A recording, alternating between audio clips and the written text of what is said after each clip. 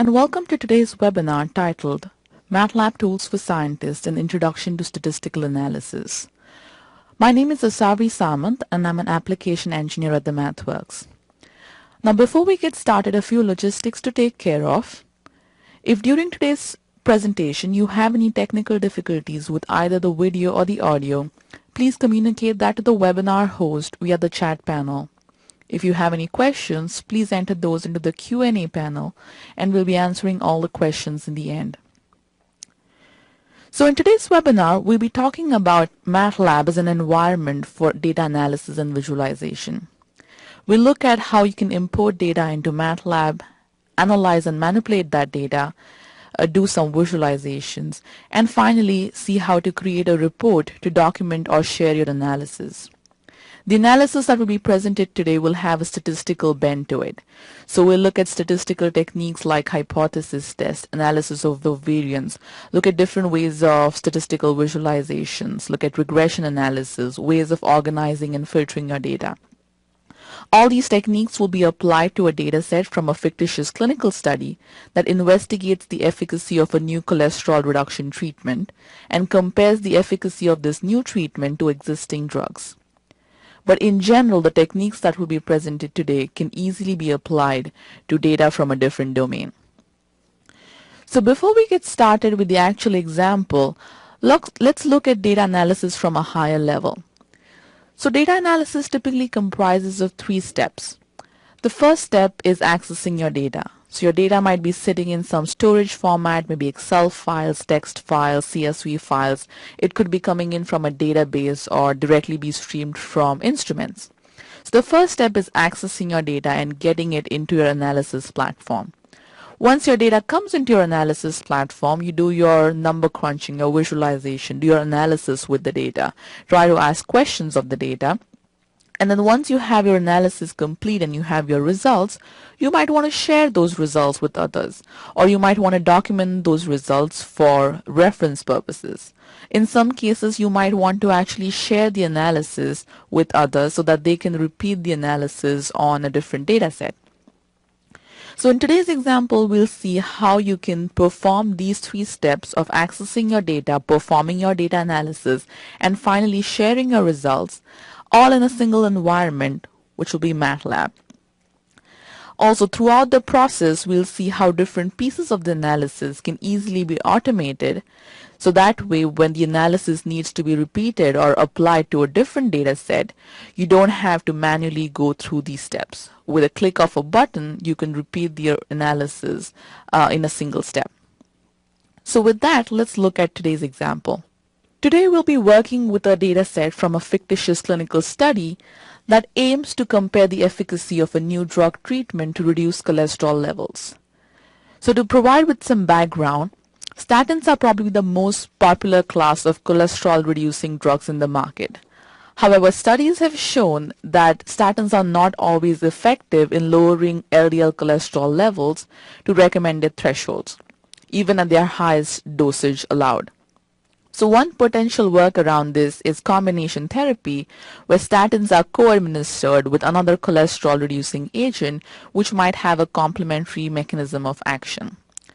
So the main hypothesis of this study is that co-administering another drug, we'll call it drug X, with statin is more effective at reducing cholesterol levels than statin monotherapy. The study design consists of 650 patients who had high cholesterol levels, and these patients were assigned to one of the following treatment groups. The first group is the placebo group, which did not receive either drug. The second group is the monotherapy group with drug X, where 10 milligrams of drug X were administered. The third group is the statin monotherapy group, and this has 4 subgroups within it. So the patients within the statin monotherapy group would receive either 10, 20, 40, or 80 milligrams of statin and no drug X. And finally, we have the statin plus X, or the combination therapy group, where 10 milligrams of drug X would be introduced with either 10, 20, 40, or 80 milligrams of statin. Now, for all these patients, lipid profiles, so levels of cholesterol, were measured at baseline, that is beginning before the start of the treatment, and then 12 weeks after a particular treatment was administered. So once again, we want to test the hypothesis that the statin plus X group, that is the combination therapy group in the fourth row here, is more effective at treating high cholesterol than the statin monotherapy group, which is the third row here. The analysis that will be presented in this example today has been modeled after or adapted from this reference at the bottom. However, do note that the data set which will be used is a fabricated data set just for the demonstration purpose. So before we go any further, let me give you a quick preview at where we'll be going today. Here I have a PDF document. Let me maximize this document. That gives you a report of the data analysis that we'll be performing today. So it starts off with the abstract at the top, followed by a description of the data, followed by some preliminary analysis where you visualize the data in a bunch of different ways to identify some trends in the data. And if I scroll down further, we'll be able to see the results of the hypothesis test, the ANOVAs, etc. So the analysis which is shown in this document was done in MATLAB. And you can see the MATLAB code in some of these chapters here. But the more interesting thing about this document is that the document itself was also generated by MATLAB. And by the end of today's webinar, we'll see how both the analysis was done as well as how this particular document was generated. So let me close this particular document. And with that, let us move to MATLAB. So for those of you who have never seen MATLAB or who are new to MATLAB, this is the MATLAB desktop. The big window that you see here with the blinking cursor is the MATLAB command window. This is where you can type in MATLAB instructions and MATLAB will execute those instructions for you.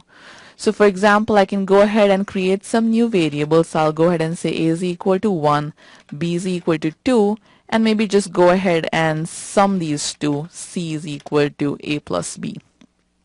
So as I perform these calculations interactively, you'll see that those variables which I just created have now been displayed in the workspace window. So data created or imported into MATLAB lives in the MATLAB workspace, and the workspace window just displays what is currently available in the MATLAB workspace. However, in most cases of data analysis, you will already have your data sitting somewhere, or you would not be typically creating your data in your analysis platform. In our particular example, our data is sitting in an Excel file called data.xls, and I can see that file is present in my current working directory.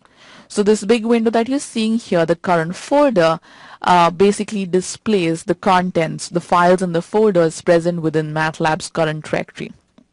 So let's quickly open this data outside MATLAB and look at what the data looks like.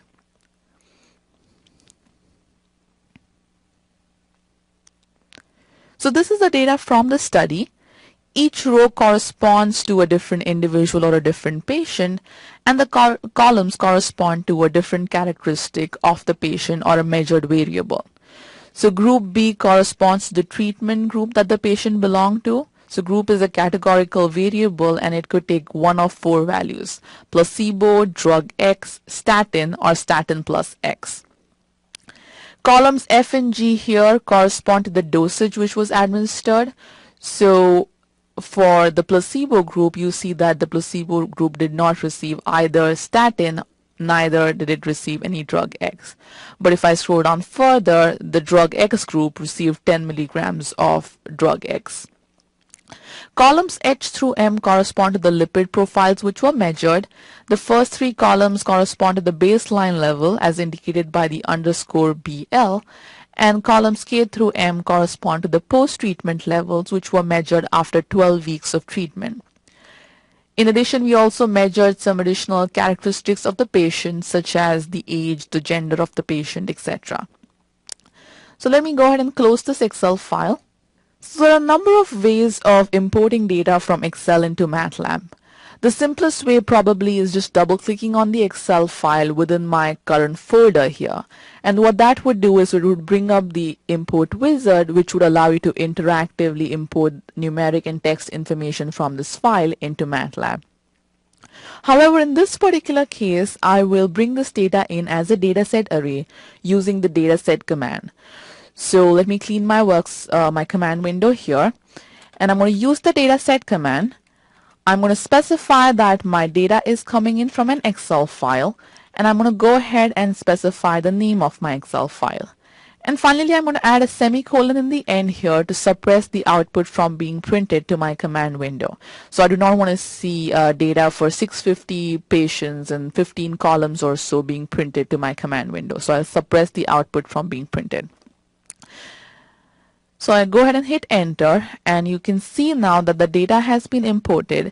And if you look at your workspace window, there is a new variable called ds which has been imported into my workspace. If I look at the class of ds by clicking on this class option here, you'll see that the class of ds is actually dataset. So dataset arrays are a special type of data container in MATLAB that are ideally suited to work with data tables, where you have rows representing different observations and columns representing different measured variables. The advantage of working with a dataset array is that you can hold heterogeneous information, that is a mixture of text and numeric data, in a single container. So for example, in our data, we have text information stored in the gender and the group column, whereas the other columns, such as the lipid levels, are numeric in nature. And the dataset container will allow us to hold that entire dataset in this single variable called ds. So now that I have my dataset variable created, let me give you a quick introduction to working with dataset arrays. So there are a number of ways of indexing into dataset arrays or working with subsets of information from the dataset arrays. Just like numeric matrices in MATLAB, you can use subscripted indexing. So if I want to pull out information for, let's say, the first row and the fifth column, I can pass in those as the first and the second index within the parentheses, and that gives me the value of the risk variable, the first element in the risk variable, which is the fifth column. If I want to pull out information for a range of row or a range of column values, I can similarly pass in a range. So I can say, give me the first 10 rows and let's say columns 2 through 6. And that gives me the first 10 rows of columns 2 through 6. Notice in this particular case how the name of the group or the name of the column appears at the top. And that brings us to the second advantage of working with dataset arrays, and that is named indexing. What column named indexing allows me to do, it allows me to reference information in any column of the dataset array using this dot suffix notation. So for example, if I wanted to pull out the first 10 values of the age column, I could use the dot age syntax here and say, give me the first 10 values. And that gives me the first 10 values in the age column. If I wanted to extract information for multiple columns, again using the column names, that's possible also. So I'm going to say, give me the first 10 rows in this particular case, and I'll say, give me the first 10 rows for the age, and let's say the ID column. And I'm passing the column names as a cell array of strings here. And that gives me the first 10 values from the age and the ID column. So now that we have our data in, let's start with our analysis. We'll begin with some visualization. Like I noted before, we are going to use the LDL cholesterol levels, that is the so-called bad cholesterol levels, as our primary efficacy endpoint. So let's start by looking at the LDL cholesterol levels before treatment, that is at baseline, and after 12 weeks of treatment. And I'll do this with a simple scatter plot. So I'll use the scatter command in MATLAB, and I'll pass the LDL levels at baseline on my x-axis and the LDL levels after treatment for 12 weeks on the y-axis. Go ahead and hit enter. So we don't see much of a trend here. There are no obvious clusters, just looks like a blob of data. So MATLAB figures, this is a MATLAB figure that you're seeing here. MATLAB figures are interactive, so I could zoom in on a part of the figure, I could pan the figure, rotate the figure, add data tips, etc. In this particular case, what I want to do is I'm going to go ahead and superimpose my means, my x and y means, on this particular figure because I want to see whether the means at baseline differ from the means after treatment. So I'll go to the tools option here. and go to Data Statistics and go ahead and add the mean lines for both X and Y. So if I look at the values here, the mean LDL cholesterol levels at baseline is around 4.2, which is much higher than the mean cholesterol levels after treatment, which is around 2.5. So at least for the pooled data, it seems like the treatment does cause a lowering of the cholesterol levels, the LDL cholesterol levels. Let's close this.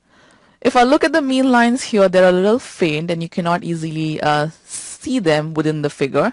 So let's go ahead and modify the appearance a little so that I can make the lines a little thicker. And in this particular case, I'm going to go ahead and customize my plots, make these lines thicker using plot tools. I can open plot tools by clicking on this little icon up at the top. Plot tools essentially is an interactive GUI environment for editing and customizing the appearance of plots in MATLAB. So let's maximize the plot window. And what the plot tools menu allows me to do, it allows me to select different pieces of my figure or my graphic and change its properties. So I can select both the mean lines, come down to the property editor here, make them a little thicker. Let me change the color to red.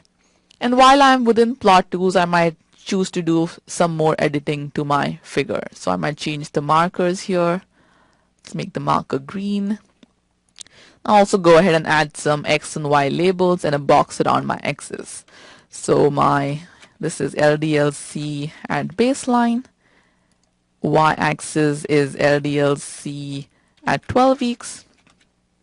And so I can customize this further, but this plot already is looking much better. So I'll get out of plot tools here by clicking on the little hide plot tools button at the top. So working with plot tools was easy enough to do, but it would be really nice if I can save this customization which was done to the figure so that it can be reapplied or reused at a later time point. So I'm going to go ahead and do that by going to the File menu and selecting the Generate M File option. And what this will do is it will look at your plot, it will see what all customizations were done to the plot and capture the MATLAB code behind these customizations. So in this particular case, it's gone ahead and created a MATLAB function that takes in X and Y inputs and maybe the inputs for the size and the color of your symbol. And inside here is just code that allows you to recreate that figure. Let me go ahead and rename this function. I'll call this LDL plot. And I'll go ahead and save this function. Let's close the editor window. And so now if I wanted to create the same plot, not for the entire data, but maybe if I just wanted to see the placebo group, I could go ahead and reuse this particular figure. So I'm again going to plot the baseline levels on the x-axis, but here I'm going to plot only the first 65 patients which belong to the placebo group. On my y-axis is going to be the post-treatment levels, again only for the first 65 individuals. And I'm going to specify the size of the markers as 50 and maybe make the markers green in color. And so there you go. It goes ahead and recreates the same plot. You can see the customization has been retained, but instead of plotting the entire data, in this particular case, it's only plotted the data or the information for the placebo group. And if you look at the mean levels here, you'll see that the mean levels on the X and the Y axis, that is at baseline and after treatment, are pretty similar at around 4.2 or 4.25. So let's quickly recreate the plot with the whole data. I'll use my up arrow key to access recently called commands, and I'll remove my indices from here so that I'm plotting the entire data instead of just the first 65 rows. So based on the plot with the placebo group, it's obvious that seeing all the groups in a single scatter plot might not be smart, because different treatment groups are probably behaving differently, and those differences are not easily discerned in this plot.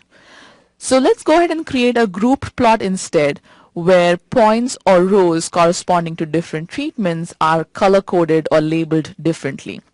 In this particular case, I'm going to go ahead and use the grouped scatter plot. The function is called gscatter, and it's from the statistics toolbox. And you can see that as I start typing,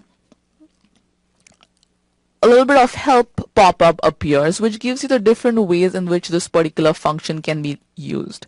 If I want, I can click on the more help link here, and that will bring up the help file for this particular function.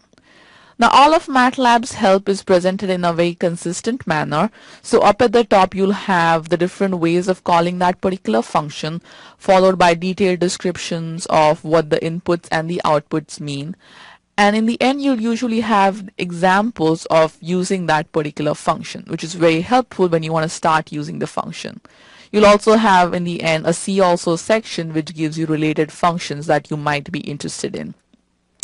So I'm going to go ahead and use the first syntax here, where I just pass in the X and the Y inputs and a grouping input. So let's close this. My X input in this particular case is again going to be my baseline levels.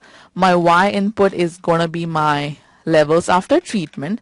And for the grouping variable, I'm going to go ahead and pass the group column, which corresponds to the 4 treatment groups which were present in my data. Go ahead and hit enter. And there you go. You have this plot which has been created, but now if you look at the plot, the different groups have been color coded, or the different points have been color coded based on the group they belong to. So in this plot, you can clearly see that responses do cluster based on the treatment which was received by the patient. The mean LDL cholesterol levels after treatment are much higher for the placebo group compared to, say, the drug X monotherapy group. You can also see that the LDL cholesterol levels in patients receiving statin, either in statin monotherapy groups or statin in the combination therapy groups, improved much more than patients who received only drug X, so the drug X monotherapy group. We can also see that there's a greater overlap between the statin monotherapy and the combination therapy group. And the other thing you'll notice is the variance along the Y dimension, or the variance of the post-treatment levels, are much higher again in these last 2 groups here. So one thing to remember is that the statin monotherapy and the combination therapy groups did receive 4 different statin doses. And so it could be possible that the variance that we are seeing along the y-axis here is attributed to the different statin dose which was administered. So let's see if that's true by adding the statin dose as a second grouping variable in our group scatter plot. So I'll close this. Once again, I'll use my up arrow key to bring up the last call command. And in this particular case, I'm going to pass in the statin dose as an additional grouping variable. So instead of plotting just using a single grouping variable, I'm using 2 grouping variables here. And what that will do is every unique combination of levels within these grouping variables will be color coded differently. So we do see some stratification here, but the distinction is not definitely as clear as the distinction between, say, the placebo or the drug X group. Primary efficacy metric is the reduction in the LDL cholesterol levels. So let's go ahead and use percentage change in the LDL cholesterol levels from the baseline levels as our primary effectiveness metric. So I'm going to go ahead and calculate this percentage change. And I'm going to add that calculation or that evaluation as a new column to my data set. So I'm going to go ahead and create a new column. I'll call it change underscore LDL. And I'm going to use the difference between the baseline levels and the 12 weeks levels. And then normalize that difference by the baseline levels. I want to multiply it by 100 because I'm calculating the percentage change.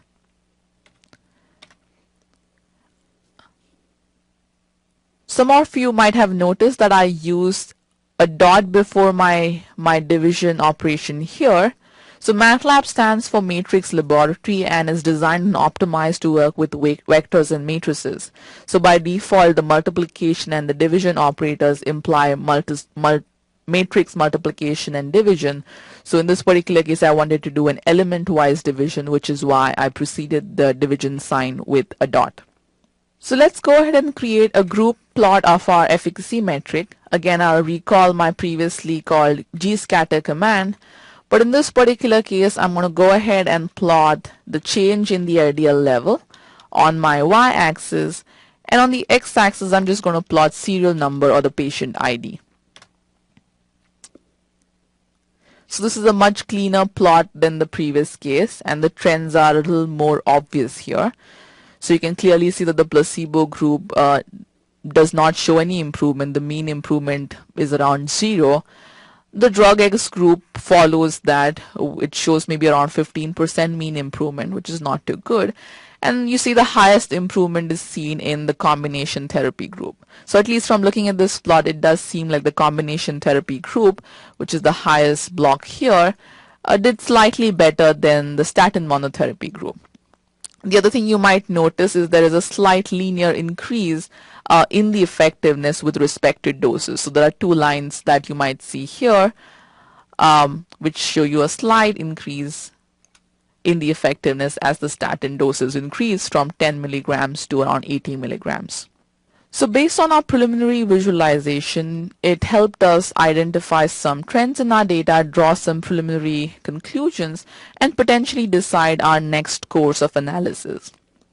As an aside, I do want to mention that there are numerous built-in plots to choose from in MATLAB, and just to give you an overview of the kind of things you could do with respect to plotting in MATLAB, let me quickly go ahead and bring up the plot picker. The plot picker gives you a list of all plots which are present in MATLAB, and also gives you access to some of the plots which are available on toolboxes. So everything starting from simple line plots and scatter plots to histograms, pie charts, polar plots. If I scroll on further, lots of nice 3D visualization, and that's just base MATLAB. And in addition, you'll have additional plotting capabilities which is specific to an application area, which will be present under the toolbox plot. So for example, here we have plots which will be commonly used in the controls community. And in addition to all the built-in plots like we saw with plot tools earlier, you can always go ahead and create custom visualization and save them either using plot tools, or you could create them from scratch using functions. So now let's move on to some numerical analysis to quantitatively confirm some of these observations. Our primary hypothesis again is that co-administering drug X with statin is better than statin monotherapy. That is the group that we saw up at the top. Let me bring up this plot again.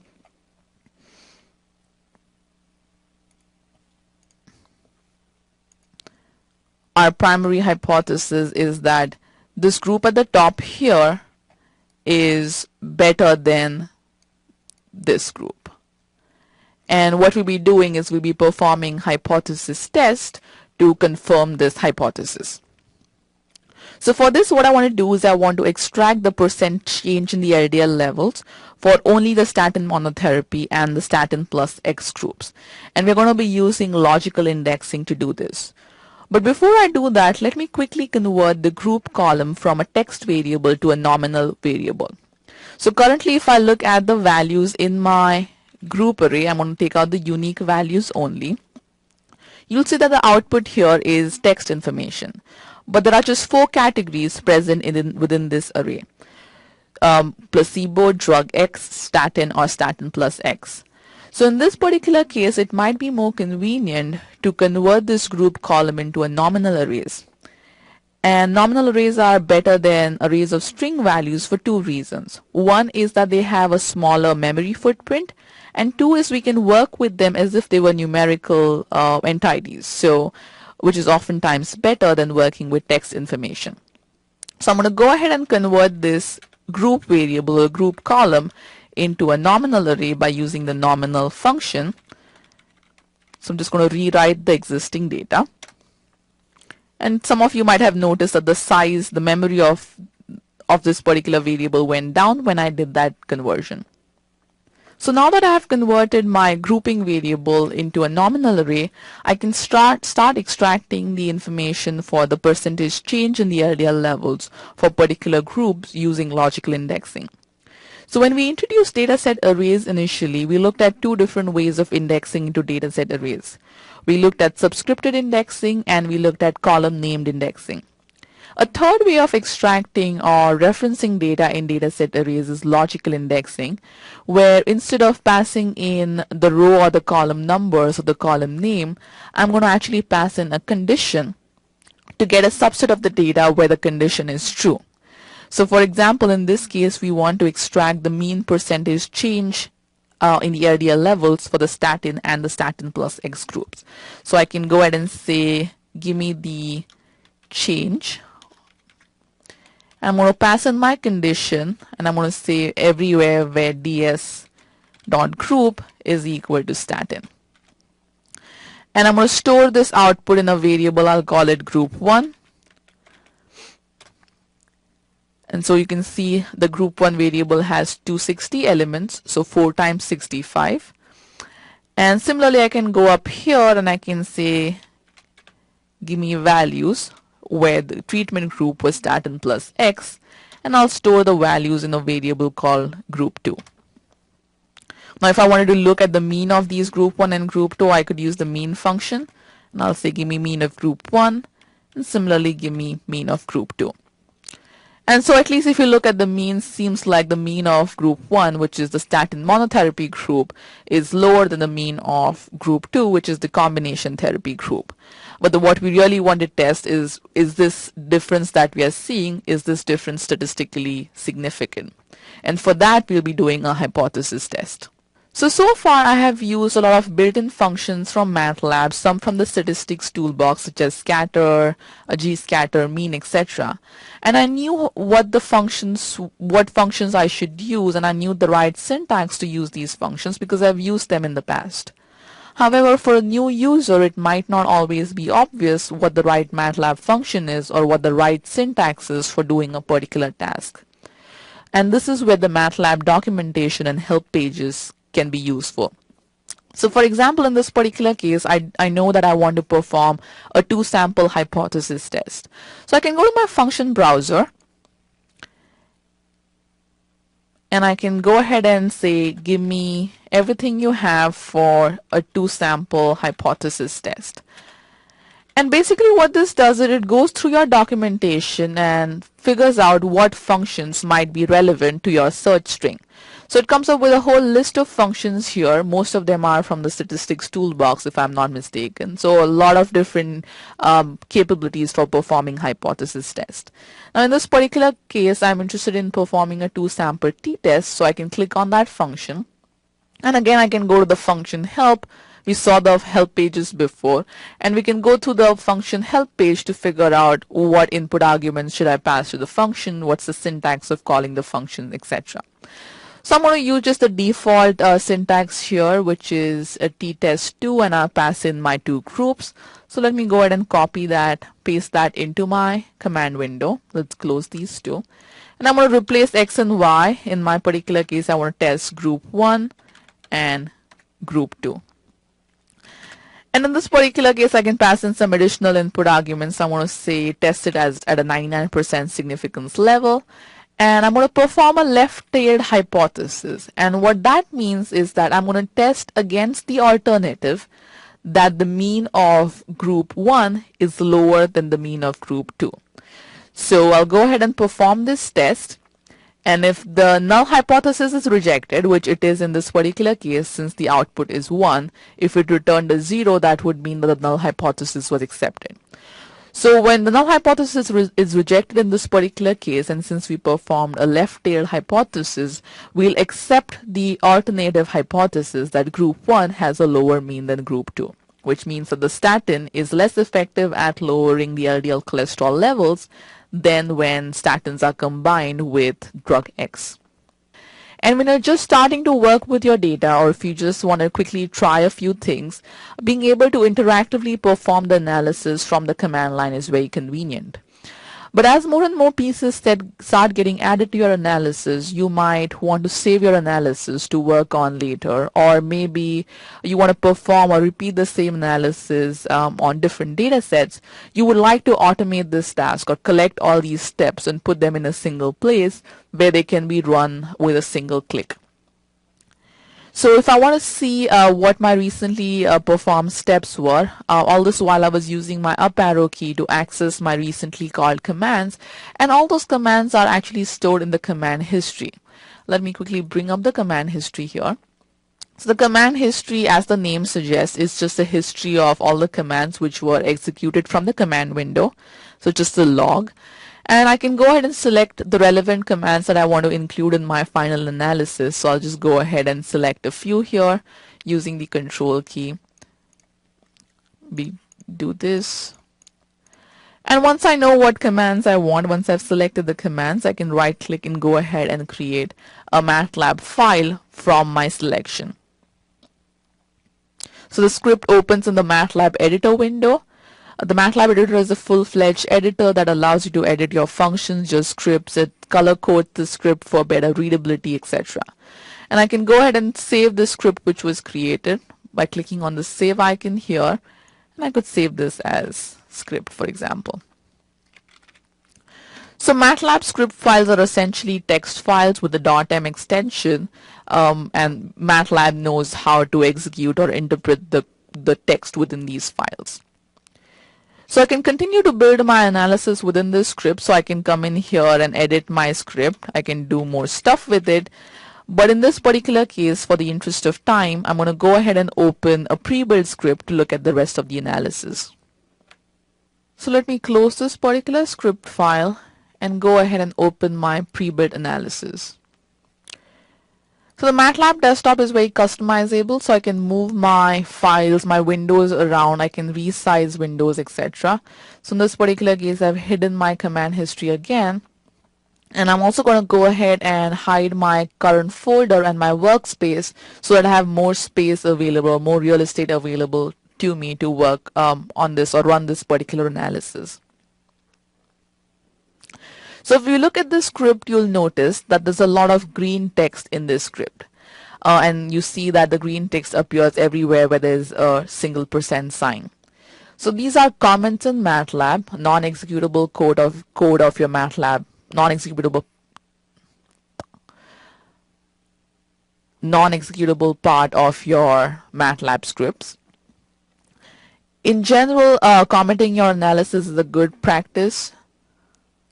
And I've added a lot of comments to my script for documentation purposes. Also, you might notice that in this particular script, it has been broken down into smaller sections everywhere where you see the % sign. And these subsections are cells. And cells are helpful because during analysis prototyping phase, they enable you to work only on a part of the analysis without having to rerun any of the preceding steps. So I can run this particular script in a single go by clicking on the run button at the top, which is this little green triangle that you see up in the toolbar. However, for this particular demo, what I'm going to do is I'm going to run this analysis in a cell mode that will enable me to explain each piece of the analysis as it's being executed. So I'll be using these buttons that I'm highlighting right now in the left top corner, and especially the second one, to go ahead and run my analysis in the cell mode. The first few cells in this particular analysis contain analysis that we've already performed from the command line. So I'll skip these cells and we'll pick up after the hypothesis test was done. So this is where the hypothesis test was done, and I'll start from after that step. Let me also clean up my command window. So if you remember, when we did our hypothesis test, we did it on the pooled data. That is, we ignored the level of the statin dose within each treatment group. However, the statin dose might be a significant factor that cannot be ignored. So what we'll do next is we'll add this as another factor and perform a two-way ANOVA or analysis of variance to simultaneously understand the effects of both these factors. So we are, in this particular case, we're using the ANOVA N function, again a built-in function from the statistics toolbox. We are performing the analysis of variance on the percentage change in the LDL values, and we are using the statin dose and the treatment group as our two main effects. Now in this particular case, note that we are performing the ANOVA test on a subset of the original data set, and the subset contains only the statin and the statin plus X, which is the combination therapy groups. So go ahead and run this particular analysis, and we can see the ANOVA table has been generated. And if you look at the p-values in this ANOVA results, you'll see that both the p-values are very small, indicating that both these effects, the statin dose as well as the treatment, are significant. So ANOVA indicates that both the effects are significant, but it doesn't give us an insight into the behavior at individual levels. So it doesn't tell us what the specific individual cell means are for the 8 groups, the 4 dose levels for both the treatment groups. So what we'll do next is we'll use the group stats function on the data set to calculate the grouped means. And in this particular case, we're using the statin dose as well as the dose of drug X as the two grouping variables. And we are performing our group statistics on the LDL levels, or the percentage change in the LDL levels. So the first 4 rows here in the grouped mean output correspond to the monotherapy, so drug X has 0 dose, and the second 4 rows here correspond to the combination therapy, where 10 milligrams of dose drug X were co-administered with 10, 20, 40 or 80 milligrams of statin. A better way of looking at this data would be by unstacking this data so that we see the effects side by side for the combination and the monotherapy groups. So let's go ahead and use the unstack function, and we'll unstack with respect to the dose value of drug X. So that's a better way of looking at this particular data and comparing the means.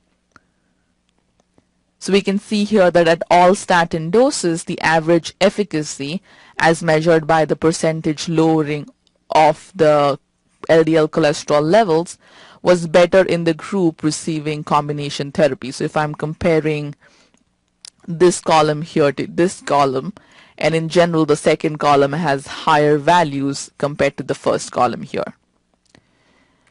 So both group stats as well as the unstacked methods were built-in methods of the dataset arrays. The dataset array has a lot of convenient methods. We showed a couple, there are many more that make it very easy to perform common operations and manipulations on the data. In the next cell here, we're just going ahead and plotting this or visualizing this using a bar plot. The bar command is used here. And so I'm just plotting the means here with respect to the statin dose. And so for both the groups, you can see that with an increase in the statin dose, the percentage lowering in the LDL is increased. So the efficacy of the treatment seems to increase with the statin dose. So let's go ahead and fit a linear regression line to this data, since we are seeing this linear trend with respect to the statin dose. And I'm going to use the entire, instead of using just the means, I'm going to use all the data points to perform this regression.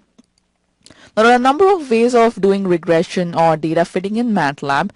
In this particular case, we are going to use an interactive tool called the curve fitting tool, which comes from the curve fitting toolbox for our regression. The first thing we'll do is we'll pull out the information for the X and Y.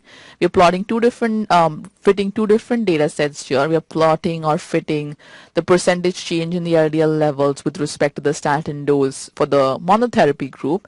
And then we are similarly fitting the percentage change in the LDL levels or the efficacy versus the statin dose for the combination therapy group. So let's go ahead and extract that data. So we've gone ahead and created our X and Y variables. And next I'm going to go ahead and launch the curve fitting tool. I want to take a quick aside here to talk a little bit more about toolboxes. I've used the word toolbox quite a few times during this presentation. So basically we have MATLAB, which is the base platform that provides a rich set of functionality for general mathematical analysis and visualization. But in addition to MATLAB, we have add-on packages called toolboxes that extend MATLAB's functionality into specific domains.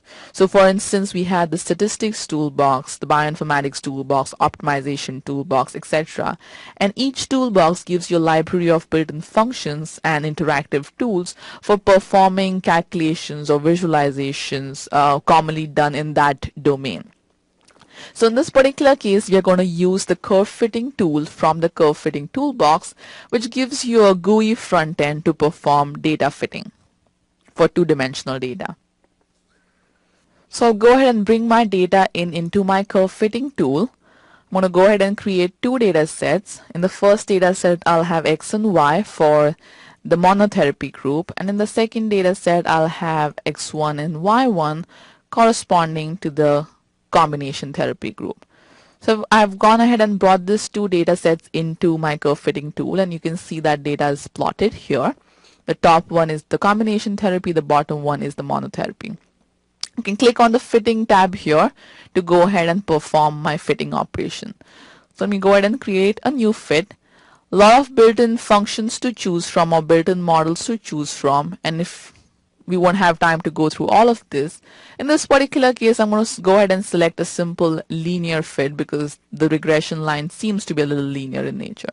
So I'll go ahead and say apply a linear polynomial to my first data set here, and similarly I'll go ahead and create a new fit and I'll plot a linear regression line to my second data set. So the regression lines get plotted. You can see the results of your fitting analysis. So things like the R-square values, the sum square of errors, the values of the intercept and the slope coefficients calculated, etc. There are many more features in the curve fitting tool that we didn't look at, but if you are more interested in learning about the curve fitting toolbox, you can look at the product page at mathworks.com. So the advantage of using the curve fitting tool, and again a lot of interactive tools in MATLAB also have this functionality, is you can perform a certain operation interactively using a GUI front end, but then once you're done with the operation you can use the generate M file option to capture the MATLAB code behind these interactive action. And the curve fitting tool also has a similar capability. So I can go ahead and generate the MATLAB file here, which would allow me to automate this process or repeat this process on a different data set without having to interactively work in the curve fitting tool. So let's go ahead and close the curve fitting tool. In the next cell here, going back to our script, we are using actually one of these auto-generated functions from the curve fitting tool to go ahead and recreate the plot that we just saw. So in this particular case, I just passed in the two data sets, xy and x1, y1, and it went ahead and it recreated this plot which we had seen in the curve fitting tool a minute ago. And it also prints out the output of the fit. Specifically, it gives you the model which was used and the values of the coefficients. So if I bring up this plot here again, in general you'll see that with every doubling of the dose, there's maybe around 5 to 10 point increase in the efficacy that we see. The other thing you might also notice is that for the monotherapy group which received just statin, even at the highest dose, the efficacy that you saw was kind of equivalent to the efficacy which was seen at the lowest dose of statin when administered along with drug X. So what this implies is that if you have certain individuals that cannot tolerate high statin doses, they might be able to get a similar response by administering drug X along with a low dose of statin. Finally, we do some secondary analysis to ensure that the observed efficacy is consistent across demographic subgroups. And we do this using just a visual check, but if you wanted, we could have done a more rigorous hypothesis test or ANOVA in this particular case as well. So we're going to plot it against two different subgroups. I'm creating box plots here, and I'll plot against the age variable as well as the gender variable. And so this shows you box plot which shows you how males and females compare at different dose levels. And similarly, we have a box plot here which compares how less than 65 and greater than 65 years, these are two age groups or age classes that I've created, how these two classes compare across the different statin levels. And it seems like more or less they do similarly. But again, this is something that we could check for statistical significance using more rigorous analysis. So this brings us to the end of our analysis. There's a lot more we could have done with our data set, but we have verified our primary hypothesis and also done some secondary analysis and visualization to check for consistency, etc. So one of the advantages of working with a script or having your analysis in script form is now if I wanted to repeat this analysis on a different data set, I could just come up at the top, change the name of my file that I was providing here, and go ahead and click the run button. And so, for example, if I wanted to run the same analysis on a study which combined statin with a different drug, I could have easily repeated my analysis without having to manually go through these steps. So far we've finished the first two steps of our broad data analysis workflow. We've gone ahead and imported our data, we've analyzed and visualized our data, and the last step we want to have is be able to share our work or document our work. I started this presentation with a PDF file that described the analysis that we just did and also had documented the results which were shown here. We are essentially just a click away from recreating that report.